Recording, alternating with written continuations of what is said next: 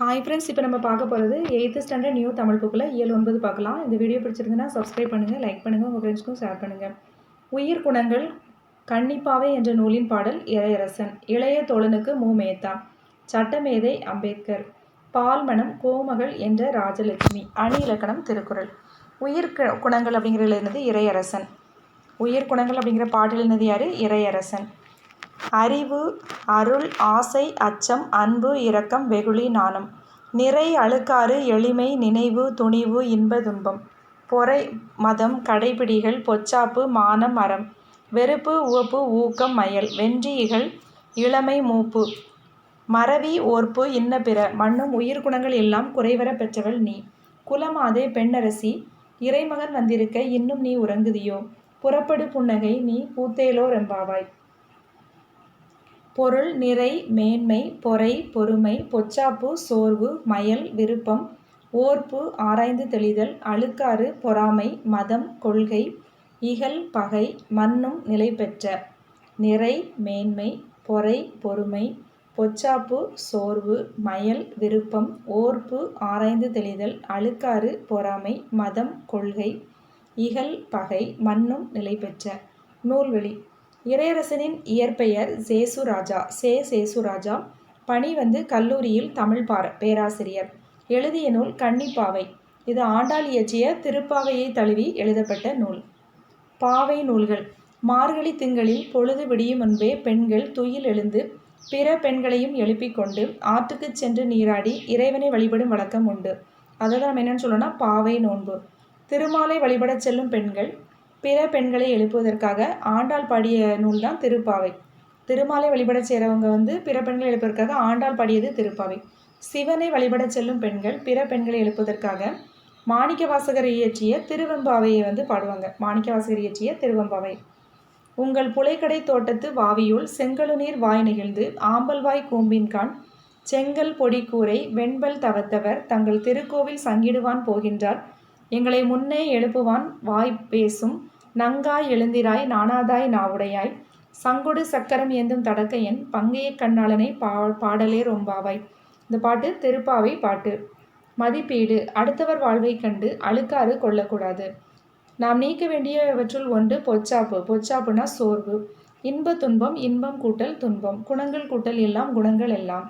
பொறுத்துக. நிறை, மேன்மை, பொறை, பொறுமை, மதம், கொள்கை, மயல், விருப்பம். அடுத்து இளைய தோழனுக்கு அப்படிங்கிற பாட்டு மு. மேத்தா எழுதினது. நாளை நட. நாளை நட. நாளை மட்டுமல்ல இன்றும் நம்முடையது தான். நட. பாதங்கள் நடக்க தயாராக இருந்தால் பாதைகள் மறுப்பு சொல்ல போவதில்லை. நெய்யாய் தெரியாய் நீயே மாறினால் தோல்வியும் உனக்கொரு தூண்டுகோலாகும். வெற்றி உன்னை சுற்றி வெளிச்ச விதை விதைக்கும். ஓடி கைகுலுக்க ஒருவரும் இல்லையா? உன்னுடன் நீயே கைகுலுக்கிக்கொள். தூங்கி விழுந்தால் பூமி உனக்கு படுக்கை ஆகிறது. விழித்து நடந்தால் அதுவே உனக்கு பாதையாகிறது. நீ விழித்தெழும் திசையே பூமியே உனக்கு கிழக்கு. உன் விரல்களில் ஒளிரும் சூரிய விளக்கு. நடை. நாளை மட்டுமல்ல இன்றும் நம்முடையதுதான். நட. இது எழுதினது யாரு? மு. மேத்தா. இளைய தோழனுக்கு அப்படிங்கிற தலைப்பில் மு. மேத்தா எழுதின பாட்டு தான் அந்த நட. நாளை மட்டுமல்ல இந்த அட்வைஸ் பண்ணுற மாதிரி ஒரு பாட்டு. நூல்வழி பார்த்தோம் அப்படின்னா வானம்பாடி இயக்க கவிஞர்களுள் குறிப்பிடத்தக்கவர் மு. மேத்தா. புது கவிதையினை பரவலாக்கிய முன்னோடிகளுள் ஒருவர் மு. மேத்தா. மு. மேத்தா எழுதிய நூல்கள் மகுடநிலா, சோழநிலா, ஊர்வலம், கண்ணீர் பூக்கள். இது எப்படி ரைமிங்க ஞாபகம் வைக்கலாம்னா மகுடநிலா சோழநிலா ஊர்வலத்தில் கண்ணீர் பூக்களை சிந்தின. மகுடநிலா சோழநிலா ஊர்வலத்தில் கண்ணீர் பூக்களை சிந்தின. மு. மேத்தா எழுதிய நூல்கள் மகுடநிலா, சோழநிலா, ஊர்வலம், கண்ணீர் பூக்கள். பணி கல்லூரி பேராசிரியராக பணியாற்றி ஓய்வு பெற்றவர். மு. மேத்தாவிற்கு சாகித்ய அகாடமி விருது எதுக்கு கொடுத்தாங்க அப்படின்னா ஆகாயத்துக்கு அடுத்த வீடு. நம் பாடப்பகுதி மு. மேத்தாவின் கவிதைகள் என்னும் நூலிலிருந்து ஒரு கவிதை. மதிப்பீடு. உன்னுடன் நீயே கைகுலுக்கிக்கொள். கவலைகள் கைக்குழந்தைகள் அல்ல. விழித்தெழும். விழித்து கூட்டல் எழும். போவதில்லை. போவது கூட்டல் இல்லை. படுக்கை ஆகிறது. படுக்கை கூட்டல் ஆகிறது. தூக்கி கூட்டல் கொண்டு தூக்கி கொண்டு. விழித்து கூட்டல் எழும். விழித்தெழும். அடுத்து சட்டமேதை அம்பேத்கர். விடுதலை இந்தியாவின் முதல் சட்ட அமைச்சர் அம்பேத்கர். இந்திய அரசியல் சாசனத்தின் தந்தை அம்பேத்கர். சமூக சீர்திருத்தவாதி, சிறந்த பொருளியல் அறிஞர், அரசியல் தத்துவ மேதை, பகுத்தறிவு சிந்தனையாளர் அம்பேத்கர். அம்பேத்கர் பிறப்பு 1891 ஏப்ரல் 14. ராம்ஜி சக்பால் பீமாபாய் 14வது குழந்தை. 1891 ஏப்ரல் 14 ராம்ஜி சக்பால் பீமாபாய் 14வது குழந்தை. ஊர் மகாராஷ்டிரா ரத்னகிரி மாவட்டம் அம்பவாடே. ஊர் மகாராஷ்டிரா ரத்னகிரியில் அம்பவாடே அப்படிங்கிற ஒரு சிற்றூர். தந்தை ஒரு இராணுவ பள்ளி ஆசிரியர். அம்பேத்கரினுடைய பள்ளி படிப்பு சதாரா அப்படிங்கிற ஒரு இடத்துல பள்ளி. அம்பேத்கரின் ஆசிரியர் யார் அப்படின்னா மகாதேவ் அம்பேத்கர். அம்பேத்கரனுடைய முழு பெயர் பீமாராவ் சக்பால் அம்பவாதேகர். பீமாராவ் சக்பால் அம்பவாதேகர். பீமாராவ் சக்பால் அம்பவாதேகர் என்ற தம் பெயரை பீமாராவ் ராம்ஜி அம்பேத்கர் என்று மாற்றிக்கொண்டார். அம்பேத்கரின் குடும்பம் மும்பைக்கு குடிபெயர்ந்த ஆண்டு 1904. அம்பேத்கரின் பள்ளி படிப்பு எல்பின்ஸ்டன் உயர்நிலை பள்ளி. அம்பேத்கர் பள்ளி படிப்பை முடித்த ஆண்டு 1907. அம்பேத்கர் பரோடா மன்னரின் உதவியுடன் மும்பை பல்கலைக்கழகத்தில் படித்து 1912 இளங்கலை பட்டம் பெற்றார். இளங்கலை பட்டம் எப்போ பெற்றார்? 1912. பள்ளி படிப்பு 1907 முடிக்கிறாரு. 1912 பரோடா மன்னரின் உதவியுடன் மும்பை பல்கலைக்கழகத்தில் படித்து 1912 இளங்கலை பட்டம் பெற்றார். அம்பேத்கர் பரோடா மன்னரின் அவையில் உயர் அலுவலராக பணியாற்றினார். பரோடா மன்னர் சயாஜிராவ் உதவியுடன் கல்வி கற்க அமெரிக்கா சென்றார். அம்பேத்கர் பொருளாதாரம், அரசியல் தத்துவம், சமூகவியல் ஆகிய பாடங்களை கற்ற பல்கலைக்கழகம் கொலம்பியா பல்கலைக்கழகம். அம்பேத்கர் பண்டைய கால இந்திய வணிகம் என்ற ஆய்விற்காக 1915 ஆண்டு முதுகலை பட்டம் பெற்றார். அம்பேத்கர் பண்டைய கால இந்திய வணிகம் என்ற ஆய்விற்காக 1915 முதுகலை பட்டம் பெற்றார். அம்பேத்கர் படைத்த ஆய்வுக் கட்டுரை இந்தியாவில் ஜாதிகளின் தோற்றமும் வளர்ச்சியும். அம்பேத்கர் படைத்த ஆய்வுக் கட்டுரை இந்தியாவில் ஜாதிகளின் தோற்றமும் வளர்ச்சியும். அம்பேத்கர் சிறு புத்தகமாக வெளியிட்டது இந்தியாவில் ஜாதிகளின் தோற்றமும் அதன் வளர்ச்சியும் அப்படிங்கிற ஆய்வுக் கட்டுரையை. அச்சில் வெளிவந்த அம்பேத்கரினுடைய முதல் நூல் இந்த நூல்தான், இந்தியாவின் ஜாதிகளின் தோற்றமும் அதன் வளர்ச்சியும். எந்த ஆய்விற்காக கொலம்பியா பல்கலைக்கழகம் அம்பேத்கருக்கு டாக்டரேட் முனைவர் பட்டம் வழங்கியது அப்படின்னா இந்தியாவின் தேசிய பங்கு வீதம். எந்த ஆய்விற்காக கொலம்பியா பல்கலைக்கழகம் அம்பேத்கருக்கு டாக்டரேட், அதாவது டாக்டர் பட்டம் கொடுத்தாங்க அப்படின்னா முனைவர் பட்டம், இந்தியாவின் தேசிய பங்கு வீதம். 1920 பொருளாதார படிப்பிற்காக அம்பேத்கர் லண்டனுக்கு போகிறாரு. லண்டனில் உள்ள பல நூலகங்களில் தன் பெயரை பதிவு செய்து கொண்டவர் அம்பேத்கர். நூலகம் திறக்கும் போது முதல் ஆளாக நுழைந்து நூலகம் மூடும் போது கடைசி ஆளாக வெளியேறுபவர் அம்பேத்கர். முதுநிலை அறிவியல் பட்டம் 1921 பெறுறாரு. ரூபாய் பற்றிய பிரச்சனை என்ற ஆராய்ச்சி கட்டுரைக்காக அம்பேத்கர் 1923 ஒரு முனைவர் பட்டம் பெற்றார். ரூபாய் பற்றிய பிரச்சனைகள் அப்படிங்கிற ஆராய்ச்சி கட்டுரைக்காக 1923 ஒரு முனைவர் பட்டம். அம்பேத்கர் சட்டப்பிரிவில் பாரிஸ்டர் பட்டம் பெற்ற ஆண்டு 1923. 1924 ஒடுக்கப்பட்ட மக்களின் முன்னேற்றத்திற்காக ஒடுக்கப்பட்டோர் நல்வாழ்வு பேரவை என்ற அமைப்பை நிறுவியவர் அம்பேத்கர். எப்போ நிறுவுறாரு? 1924 ஒடுக்கப்பட்டோர் நல்வாழ்வு பேரவை. 1930 லண்டன் வட்டமேஜை மாநாட்டில் கலந்து கொள்வதற்காக புறப்படும் முன் அம்பேத்கர், என் மக்களுக்கு நியாயமாக என்ன கோரிக்கை கிடைக்க வேண்டுமோ அதற்காக போராடுவேன், அதே சமயத்தில் சுயராஜ்ய கோரிக்கைகளை முழு மனதுடன் ஆதரிப்பேன் அப்படின்னு சொல்லிட்டு கிளம்புறாரு.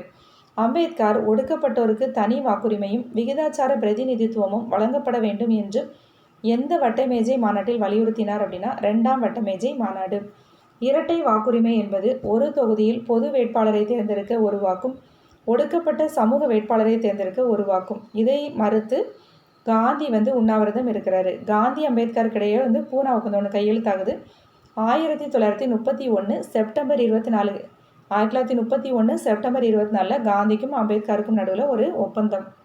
ஒடுக்கப்பட்டோருக்கு தனித்தொகுதி என்பதற்கு பதில் பொது வாக்கெடுப்பில் தனித்தொகுதி. இந்த ஒப்பந்தம் தான் பூனா ஒப்பந்தம். மாநில சுயாட்சி வழங்குவதற்கான சட்டம் இந்திய அரசு சட்டம் 1935. 1935 இந்திய அரசு சட்டப்படி பொது தேர்தல் நடைபெறும் என்று அறிவிக்கப்பட்டது. சுதந்திர தொழிலாளர் கட்சியினை தொடங்கி தேர்தலில் போட்டியிட்டவர் அம்பேத்கர். அதில் வெற்றியும் பெற்றார். அம்பேத்கருடன் வெற்றி பெற்ற கட்சி வேட்பாளர்கள் 15 பேர். இந்திய சமூக அமைப்பில் நிலவிய ஜாதி அமைப்பையும் தீண்டாமை கொடுமையும் எதிர்த்து தீவிரமாக போராடியவர் அம்பேத்கர். ஒடுக்கப்பட்ட பாரதம் என்ற இதழை 1927 துவங்கியவர் அம்பேத்கர். சமத்துவ சமுதாயத்தை அமைக்கும் நோக்கில் சமாஜ் சமாத சங்கம் என்ற அமைப்பை சமத்துவ சமுதாயத்தை அமைக்கும் நோக்கில் சமாஜ் சமாத சங்கம் என்ற அமைப்பை உருவாக்கியவர் அம்பேத்கர். 1930 நாசிக் கோவில் நுழைவுப் போராட்டத்தை நடத்தி வெற்றி கண்டவர் அம்பேத்கர். இந்தியா விடுதலை பெற்ற போது யாருடைய தலைமையில் அரசு அமைச்சுன்னா நேரு தலைமையில். சட்ட அமைச்சர், அரசியல் சாசன சபையின் தலைவர் யார்? அம்பேத்கர். அரசியல் நிர்ணய மன்றம் தீர்மானம் நிறைவேற்றியது 1947 ஆகஸ்ட் 29.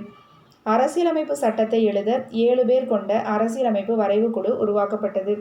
அரசியலமைப்பு சட்ட வரைவு குழுவில் இடம்பெற்றவர்கள் அல்லாடி கிருஷ்ணசாமி, KM முன்சி, சையது முகமது சாதுல்லா, மாதவராவ் கைத்தான். அரசியலமைப்பு சட்ட வரைவு குழுவின் அறிக்கை 1948 பிப்ரவரி 21. சட்ட வரைவு குழுவின் தலைவர் அம்பேத்கர். அம்பேத்கர் புத்த சமய கொள்கைகளின் மீது ஈடுபாடு கொண்டிருந்தார். மிகச்சிறந்த சமூக ஆவணம் என்று வரலாற்று அறிஞர்களால் போற்றப்படுவது அம்பேத்கரால் உருவாக்கப்பட்ட அரசியலமைப்பு சட்டம். இலங்கையில் நடைபெற்ற புத்த துறவிகளின் கருத்தரங்கில் கலந்து கொண்டவர் அம்பேத்கர். உலக புத்த சமய மாநாடுகளிலும் கலந்து கொண்டவர் அம்பேத்கர். அம்பேத்கர் புத்த சமயத்தில் தன்னை இணைத்து கொண்டது 1956 அக்டோபர் 14 நாக்பூர். அம்பேத்கர் புத்த சமயத்தில் தன்னை அம்பேத்கர் எழுதிய புத்தகம் புத்தரும் அவருடைய தம்மமும் அப்படிங்கிற நூல் வெளிவந்த ஆண்டு 1957 அவரின் மறைவிற்கு பிறகு. அம்பேத்கரின் இறப்பு 1956 டிசம்பர் 6. அம்பேத்கருக்கு பாரத ரத்னா விருது 1990.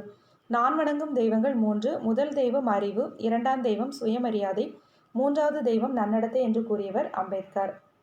இந்தியர்களுக்கு அரசியல் உரிமை வழங்க அதை பற்றி முடிவு செய்ய 1930 நவம்பரில் இங்கிலாந்தில் முதல் வட்டமேஜை மாநாடு நடைபெற்றது. முதல் வட்டமேஜை மாநாட்டில் அம்பேத்கருடன் கலந்து கொண்டவர் தமிழகத்தைச் சேர்ந்த இரட்டைமலை சீனிவாசன். உலகில் மிகப்பெரிய குடியரசு நாடு இந்தியா. மக்களை ஒன்றிணைக்க ஆட்சி நடத்த அடிப்படையான சட்டம் அரசியலமைப்பு சட்டம். பால்மணம் இது கதை, நூல்வெளி. கோமகளின் இயற்பெயர் ராஜலட்சுமி. கோமகள் என்ற ராஜலட்சுமியின் அன்னை பூமி என்ற புதினம் தமிழ்நாடு அரசின் விருதை பெற்றது. கோமகள் என்ற ராஜலட்சுமியின் அன்னை பூமி என்ற புதினம் தமிழ்நாடு அரசின் விருதை பெற்றது. தஞ்சை தமிழ் பல்கலைக்கழகத்தில் தமிழன்னை விருதை பெற்றவர் கோமகள் என்ற ராஜலட்சுமி. தஞ்சை தமிழ் பல்கலைக்கழகத்தில் தமிழன்னை விருதை பெற்றவர் கோமகள் என்ற ராஜலட்சுமி. கோமகள் என்ற ராஜலட்சுமி எழுதிய நூல்கள் தமிழ் அன்னை, உயிர் அமுதாய், நிலாக்கால நட்சத்திரங்கள், அன்பின் சிதறல். கோமகள் என்ற ராஜலட்சுமி எழுதிய நூல்கள் தமிழ் அன்னை, உயிர் அமுதாய், நிலாக்கால நட்சத்திரங்கள், அன்பின் சிதறல். இது ரைமிங் எப்படி ஞாபகம் வைக்கலன்னா கோமகளின் தமிழ் அன்னை, உயிர் அமுதாய், நிலாக்கால நட்சத்திரங்கள் போல அன்பின் சிதறலாய் இருந்தார். நம் பாடப்பகுதி பால்மணம் என்ற இந்த கதை வெண்ணிலா தொகுத்த மீதமிருக்கும் சொற்கள் என்னும் நூலிலிருந்து எடுக்கப்பட்டுள்ளது.